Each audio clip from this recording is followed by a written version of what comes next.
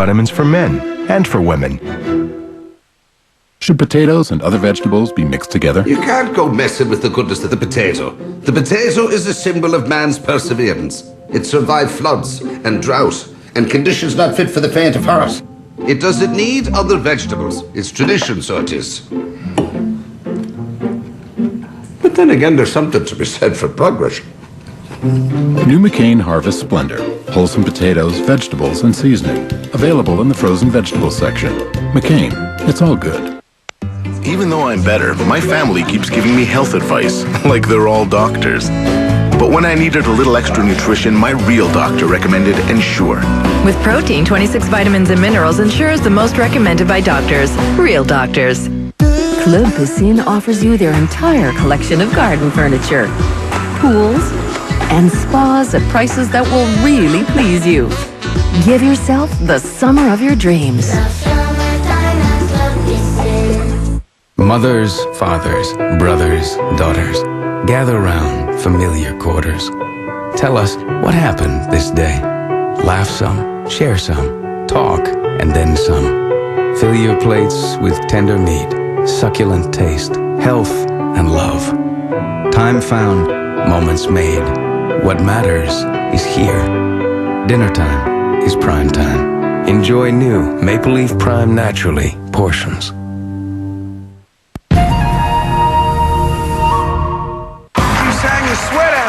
They just keep getting better. I don't know any singers that could probably sing that other than you. But who has the guts to take it to the next level? You've gone way past my judging. When God was giving out vocal cords, you were so at the front of the line. You sing with pure feeling. I had goosies from head to toe from the minute you started. The top 9 perform.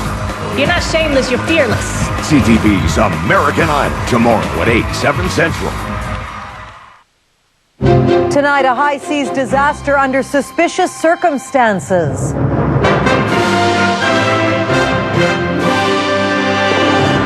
That is the worst vessel I've ever had to be inserted on and take people off of. A human smuggling investigation begins in the waters off Nova Scotia.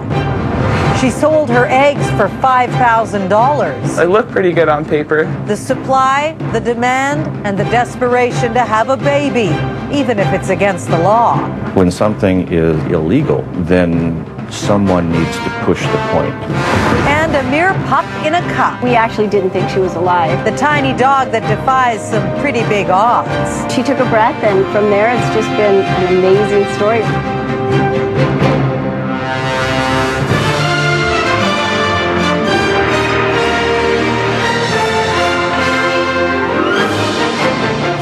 CTV National News with Lisa Leflam. Good evening. The North Atlantic can be unforgiving at the best of times, and conditions early this morning were the worst. That's when a small sailboat began sinking in a violent storm. But the yacht was no pleasure craft. Ottawa suspects it was smuggling humans into Canada. The Mayday call went out about 150 kilometers south of Cape Sable Island off the coast of Nova Scotia. In the risky rescue that followed, 5 men survived, 1 died, and tonight 3 men are still lost at sea. CTV's Atlantic Bureau Chief Todd Battis has the details. A Hercules aircraft heads out, a final attempt to find 3 people lost in frigid waters. Monday night, search and rescue raced to find a sailboat in trouble, thrashing about in seas as high as a 4-story building. That is the worst vessel I've ever had to be inserted on and take people off of. This exercise illustrates how, from a cormorant helicopter, a rescuer is lowered. Risking their own lives, they managed to pluck 3 passengers from the pitching, rolling yacht, each broken, bruised, and freezing. Add a black night sky, blowing snow massive waves, and you get a sense of what it was like. I did go underneath the boat once, but yeah, I actually went in the water with a patient, and yeah, staring through about 8 feet of water to the boat through the wave. As the 3 were flown to hospital, 1 died. 3 more were saved by a passing ship. 3 people were rescued by the tanker FSL Hamburg and are on their way to St. John, New Brunswick. These 3 people were not injured. 3 others are still out there. In all, 9 people were aboard the 12-meter yacht. suspected to be Russian. It's not known where they came from or where exactly they were heading. Police are investigating. Tonight, the Minister of Public Safety is saying a number of the survivors have claimed refugee status, and the incident is being treated as a possible attempt to smuggle these foreign nationals. In recent years, the East Coast, with its secluded coves and sparse population, has been a favorite target of human smugglers. As for those 3 missing sailors, given the temperatures of the North Atlantic right now, it's unlikely anyone could last more than a few hours, Lisa. Todd, what condition are the 5 survivors in now, and have police even had a chance to speak with them yet?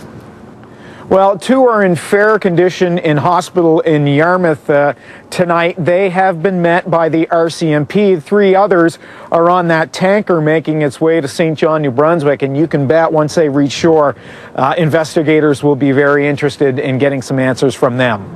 All right, Todd, thank you for this tonight from Halifax.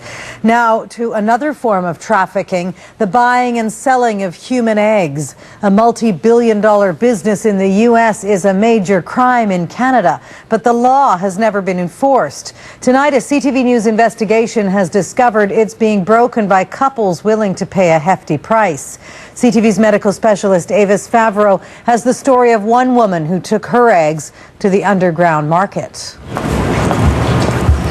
We're not telling you her name or showing her face, but this Canadian university student made $5,000 in a month selling her eggs to help a desperate couple have a baby and to pay bills and tuition. I thought that would be a good way to earn the money that I needed. She found a Canadian agency matching young women with couples. Once selected, she received fertility drugs, her eggs retrieved at a Toronto fertility clinic. Extraction itself was a breeze. I took really well to the hormone medications, and by the end of it, I had around 24 eggs that were taken. It's illegal to sell human sperm and eggs in Canada.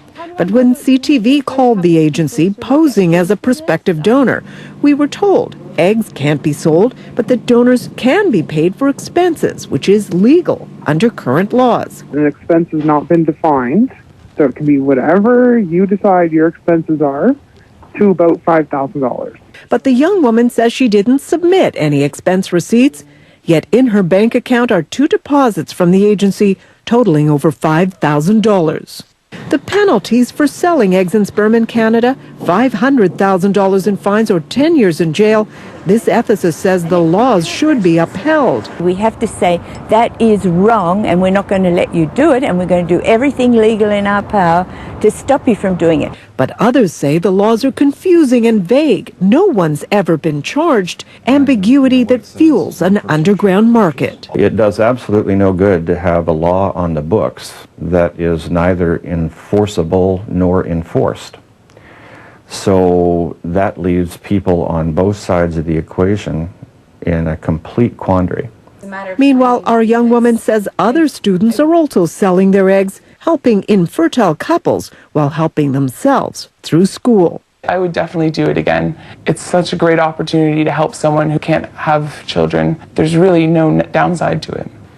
We didn't identify the clinic or the egg broker to protect the girl from any possible repercussions, because the goal here was to illustrate something that's been happening around the world is happening in Canada. Lisa? How common is it in Canada, Avis, and who's supposed to be policing it? Well, that's the problem. We don't know how common this is. There is an agency that's supposed to monitor and regulate the fertility industry, but 18 months ago, the Supreme Court said that a lot of the rules are unconstitutional, may not fall under federal law, and so it's been paralyzed and no one knows what is allowed, what is not, and that's why these cases are popping up. Look for a clue as to what happens next in the budget on Thursday. Will this agency continue to get funding? If it doesn't, this problem falls to the provinces to decide if they want to regulate it. Very murky. Okay, Avis, thanks for this tonight. Very interesting. Tomorrow we'll take you to the Wild West of reproductive technologies. Indian women acting as surrogate mothers for rich Westerners and making thousands of dollars for 9 months' work. We have the disturbing truth tonight about inaccurate readings of more than 100 mammogram tests in Quebec. The exams were almost all screened by the same radiologist. Breast cancer tumors missed. costing those women valuable treatment time. CTV's Montreal Bureau Chief Geneviève Beauchemin with the appeal for a major overhaul of a system that failed. Sylvie Marotte's life, once the picture of happiness, is now a seemingly endless series of treatments. It began with pain in her breast. After a mammogram, the doctor told her it was just a bruise, but the pain persisted for months. She consulted another physician. The diagnosis, breast cancer. By then it had spread to her back, eventually to her brain. We're angry, she says. If I'd received treatments months before, things may have been different. Marotte's radiologist was a 77-year-old doctor at the center of a massive review by the Quebec College of Physicians. It's quite bad. We're not very happy with those results. Of 22,000 mammograms from 3 private clinics, 109 were found to have been false negatives. 109 women told they were fine while cancer was growing. Most of the misses, 96 by one single radiologist, an unacceptable rate of error. Probably he had a very high pressure to read a high level of films in a short period of time. All the women have since received care, but for some, treatment was delayed for years. The college is recommending more oversight of radiologists, digitizing mammograms, double reading in some cases. Still, specialists insist this is an isolated case, one doctor who's no longer practicing. The program is good, and mammograms save lives. Lawyers representing women suing radiologists over misdiagnosis, though, say a review of more clinics would likely have picked up more mistakes. The lack in the system that was ongoing in 2008 was not an isolated cases to the physician that we knew. And so perhaps more mistakes that affected lives. Some advocates say they believe the college's recommendations, and some have already been implemented, will help cut down on mistakes. Lisa. Okay, Geneviève Beauchemin, what a story out of Montreal tonight. In Ontario, the provincial government tabled an austerity budget today, and nothing escaped some kind of tuck or trim. Dalton McGuinty's government targeted public sector wages and pensions and laid out a 5-year plan to get back in the black. This is the most sweeping budget this province has seen. And it's the right approach. Saddled with a $15.3 billion deficit, the minority Liberals plan to make cuts and reduce spending while increasing revenue without hiking taxes or triggering an election. New Brunswick's spring budget, also tabled today, included big spending cuts in a bid to return to balanced budgets in time for the next election there in 2014. The $8.2 billion budget includes plans to slash the number of public sector jobs by 1,500 through attrition for the next 3 years. There's a full spread on both budgets on our website and a primer on what to expect this Thursday when the Harper government brings down the federal budget. Our live coverage of the federal budget begins at 4 p.m. on the main CTV network and CTV News channel. The Federal Ethics Commissioner opened a third investigation today into the conduct of Industry Minister Christian Paradis after a story we broke last night about Paradis' visit to a hunting lodge owned by a government lobbyist. The minister's office confirmed that business was briefly discussed on that trip, but says he didn't break any laws. CTV's Ottawa Bureau Chief Robert Fife has that story.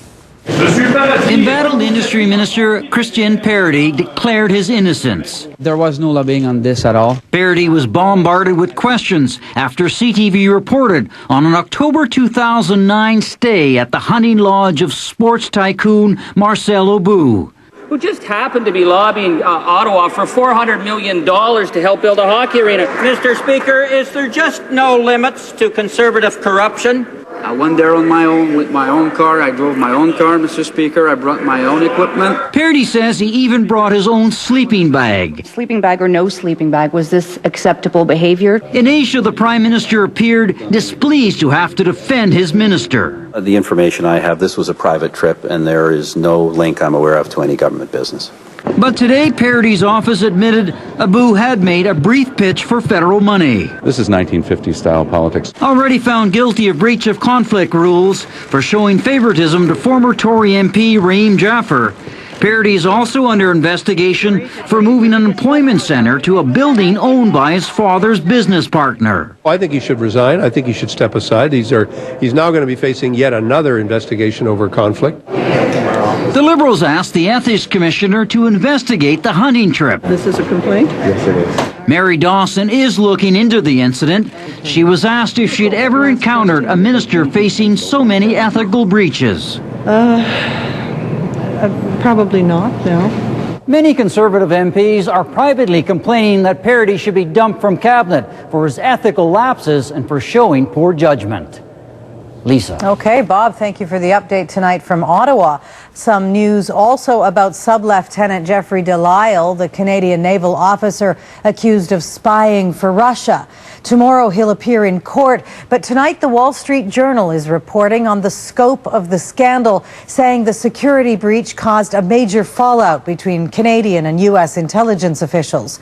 Sources say the Americans were alarmed by the size of the alleged theft, describing it as equivalent to the loss of U.S. data in the WikiLeaks scandal. We are going to take a short break, but when we come back, the passenger forced to put a pilot in a chokehold. The captain who took flight from reality. Just out of his mind and screaming and saying to the passengers, say your prayers. JetBlue 191 emergency. This program is brought to you in part by BMO, Bank of Montreal, making money make sense.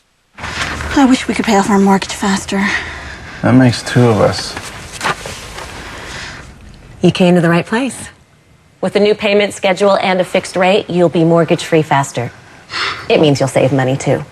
That's good. I wish we were in Jamaica.